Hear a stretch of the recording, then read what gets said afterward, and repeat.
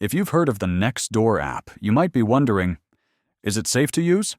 Nextdoor is a neighborhood-based social network where people share local updates, post about lost pets, recommend services, or warn about suspicious activity.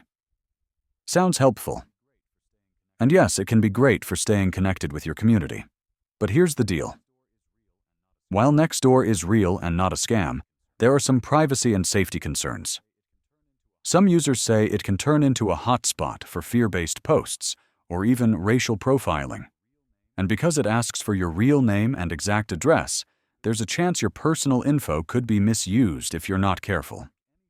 Also, like any social platform, scams and fake profiles do pop up from time to time.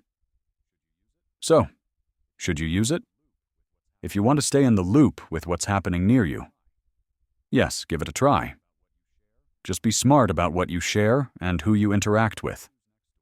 Let me know if you use Nextdoor and what your experience has been. And if you found this helpful, hit like and subscribe. New reviews drop every week. See you next time.